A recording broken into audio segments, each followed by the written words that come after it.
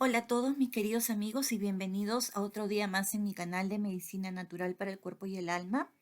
Mi nombre es Rosy y el día de hoy quiero compartir con ustedes el tema de la ansiedad. ¿Por qué me he interesado en querer hacer este video y trabajar en este nuevo proyecto con ustedes, el tema de la ansiedad? Porque lamentablemente cada vez hay más personas que la padecen y viven angustiados con este problema, ¿sí? Bueno, una de las preguntas que se hacen a menudo las personas que viven con ansiedad dicen, ¿podré alguna vez vivir sin tanta ansiedad? ¿Es que toda la vida me la voy a pasar así, durmiendo mal, contracturado, inquieto? ¿Voy a saber alguna vez qué sentirse tranquilo y que mi cabeza no esté saltando de un pensamiento a otro todo el tiempo? Todos aquellos que sufren o sufrieron de ansiedad se han hecho esta pregunta una y otra vez. Tensión, impaciencia, angustia, apuro, culpa, vergüenza, temores de toda clase, preocupación exagerada, obsesiones, miedo de enfermar, miedo de morir, miedo que les dé un ataque, un infarto, cansancio físico y mental, son solo algunos de los síntomas que acompañan a las personas que sufren de ansiedad. La ansiedad suele a lo largo del tiempo en que convive con nosotros tomar distintas formas. Se organiza, podríamos decir, en modos estables de funcionamiento. Así, en algunos casos, toma la forma de crisis de pánico, en otros de miedo a las enfermedades o accidentes, en otros de temor a la interacción social o a los lugares cerrados, a diferentes situaciones o animales. Comenzar a cambiar esa realidad o cada una de estas realidades será posible en tanto tengamos en cuenta las siguientes etapas que llamaremos esquemas DDH. ¿Por qué DDH? De darnos cuenta de que algo nos pasa e informarnos al respecto. La otra de decisión de modificarlo y la H de herramientas, buscar y encontrar los instrumentos correctos que nos permitan comenzar a recorrer el camino.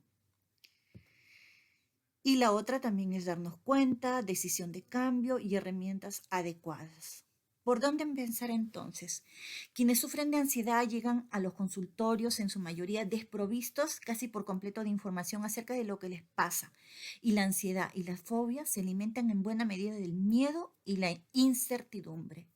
Los pacientes llegan a su primera consulta francamente asustados por sorpresivas sensaciones como desmayos, taquicardias, temblores, extrañezas, mareos, falta de aire, pero el tener una explicación, un porqué acerca de los síntomas que venían sufriendo, al tener ellos esa razón, esa respuesta, luego empiezan a sentirse mejor, incluso de sus síntomas físicos, e incluso antes de recibir algún tipo de tratamiento. Como vemos, la información precisa acerca de lo que le pasa a uno en estos casos será el elemento que pondrá en marcha el proceso. Ansiedad. ¿Una reacción normal o una enfermedad? Ansiedad, miedo y estrés, ¿son la misma cosa? No.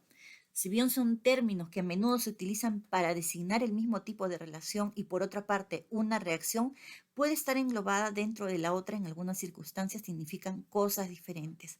Llamamos estrés a la reacción por la cual el organismo se coloca en estado de máxima alerta, generando una serie de modificaciones psicofísicas, tensión muscular, taquicardia, atención aumentada, aceleración del ritmo respiratorio, para afrontar diferentes situaciones de demanda. La reacción suele ser la misma ante diferentes tipos de estresores.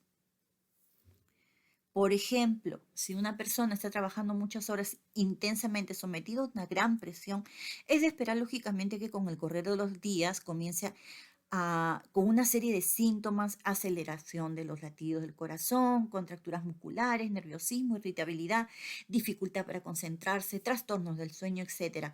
Todas esas manifestaciones ocurren como consecuencias del estrés y entonces el sujeto debería tomarse un descanso, vacaciones, para que, cesando ese estímulo que generó el estrés, la sobrecarga laboral, el funcionamiento del organismo vuelva a la normalidad. En cambio, el miedo implica parte de las manifestaciones corporales un conjunto de comportamientos y emociones que se observan y experimentan cuando un organismo se enferma a situaciones de riesgo o amenaza. Es decir, se desarrollan conductas que intentan evitar la situación atemorizante o si no hay escapatoria, enfrentarla. Por ejemplo, De repente vamos caminando por la noche en una vereda oscura y de repente un individuo que camina por la acera de enfrente se nos aproxima y cruza hacia nosotros en una actitud sospechosa.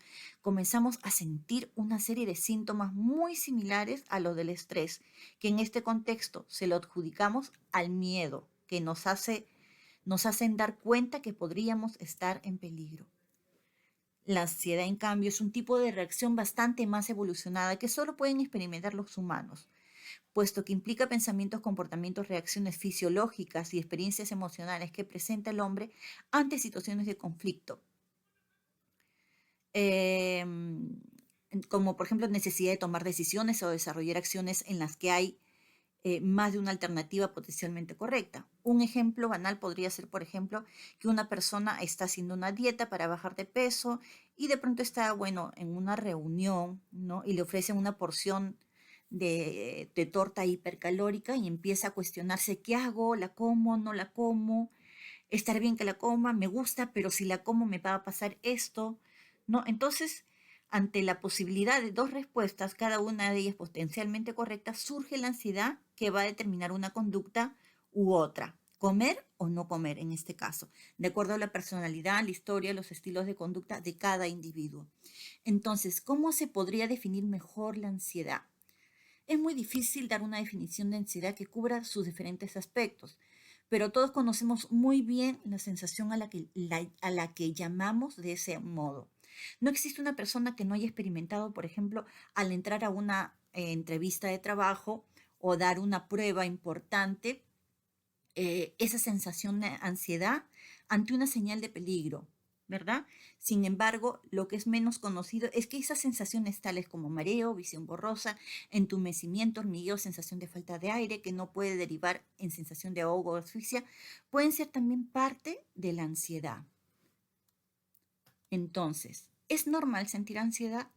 Si llamamos ansiedad entonces Si llamamos ansiedad normal a un conjunto de emociones y manifestaciones físicas que se presentan cuando nos enfrentamos o no, o nos estamos por enfrentar a situaciones nuevas o de exigencia, la ansiedad normal nos ayuda a adaptarnos a esas situaciones de manera tal que podamos obtener la respuesta más adecuada para las mismas. En ese sentido, es beneficiosa, ya que nos permite alcanzar mejor los objetivos que nos planteamos en la vida. Por ejemplo, frente a una situación de tener que terminar un trabajo muy importante en un plazo determinado, la ansiedad normal nos va a permitir estar más alertas, dormir menos horas y enfocar toda nuestra atención y nuestras energías en esta tarea, en este proyecto. Sin embargo, cuando los síntomas ansiosos se vuelven excesivos y difíciles de controlar, pueden llegar al punto de interferir seriamente en nuestras actividades diarias, trabajo, vida social, pareja, etc.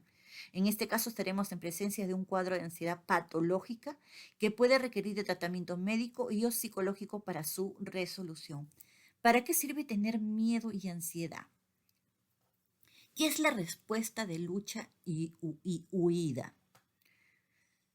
Como hemos dicho, el miedo y la ansiedad se producen en respuesta al peligro o amenaza. Desde el punto de vista científico, el miedo o ansiedad inmediato o de corto plazo es denominado respuesta de lucha o huida. Se la denomina de ese modo porque todos estos efectos están dirigidos a preservar la vida frente a una amenaza, ya sea mediante la lucha física o el escape. Tanto en un caso como en el otro, el organismo debe prepararse con celeridad para un mayor rendimiento físico que le permita afrontar con éxito la situación amenaza. Por lo tanto, el primer propósito de la ansiedad es proteger al organismo. Para comprender mejor ese mecanismo será útil que recordemos el modo en que las diversas especies lograron sobrevivir y abrirse paso a través de las edades.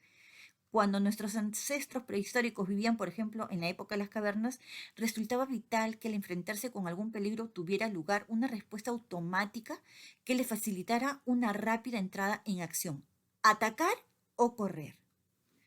Si bien estos recursos de defensa física, atacar o correr, huir, se comprenden mejor si lo situamos en el contexto de la vida salvaje en el mundo civilizado y convulsionado de hoy, este mecanismo continúa resultando de gran utilidad. Solo imaginémonos la situación de estar cruzando la calle cuando de repente un auto, por ejemplo, acelera en nuestra dirección tocando la bocina. Si no experimentásemos miedo en absoluto, podríamos resultar muertos. ¿Por qué? Porque la falta de alarma y de activación inmediata nos dejaría indefensos y a merced del peligro. Por suerte, lo más probable es que la respuesta de lucha o huida se produzca y podamos entonces salir del camino con rapidez para poder salvarnos. La respuesta de lucha o huida genera cambios inmediatos en nuestro organismo que nos permiten una mejor y más rápida respuesta física ante el peligro, de manera tal que el propósito del miedo o de respuesta a lucha o huida no es dañarnos, sino protegernos. Sería completamente absurdo que la naturaleza desarrollara un mecanismo para proteger el organismo y que al hacerlo los dañara. ¿Cómo actúa la respuesta de lucha o huida? ¿Qué es el sistema nervioso autónomo? Cuando alguna señal de peligro es percibida o anticipada, el cerebro envía mensajes a una parte de sus nervios llamado el sistema nervioso autónomo, el SNA, como su nombre le indica, funciona de manera autónoma, sin la intervención de nuestra voluntad. Tiene dos ramas llamadas sistema nervioso simpático y sistema nervioso parasimpático, que son las encargadas del control de niveles de energía del cuerpo y de la preparación para la acción. Para decirlo de manera sencilla, el simpático activa la respuesta de lucha-huida que libera energía y predispone a la acción, mientras que el parasimpático es el sistema restaurador que devuelve el cuerpo a su estado normal. Un punto importante es que el simpático tiende a ser un sistema de todo o nada. Esto es, que cuando está activado, todas sus partes responden. En otras palabras, se experimentan todos los síntomas o ninguno. Es raro que ocurran cambios en una sola parte del cuerpo. Esto podría explicar por qué la mayoría de los ataques de pánico involucran muchos síntomas y no solo uno o dos. Uno de los mayores efectos del simpático es que libera dos sustancias químicas llamadas adrenalina y noradrenalina.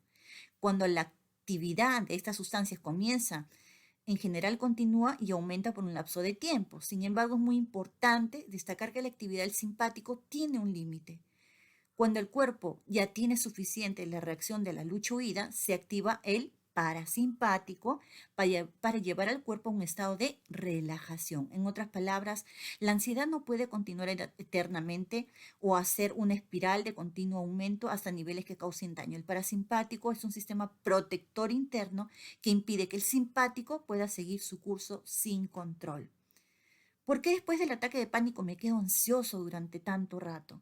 Lo que sucede es que toma un tiempo que los mensajeros químicos adrenalina y noradrenalina sean destruidos. Por lo tanto, aun cuando el peligro haya pasado y su sistema simpático haya detenido su respuesta, es probable que te sientas ansioso, aprensivo por un tiempo, ya que las sustancias químicas permanecen ahí circulando por tu organismo. Tienes que recordar a ti mismo que esto es perfectamente natural e inofensivo. De hecho, la ansiedad remanente es también parte de la función adaptativa que tiene nombre desde tiempos prehistóricos.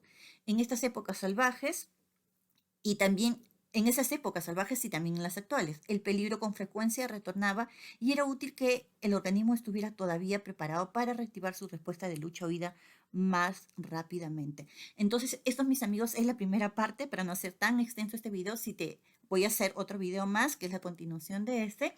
Pero si te gustó ese video, te invito a darle un like, a compartirlo y a dejar tus comentarios. Hasta la próxima y bye bye.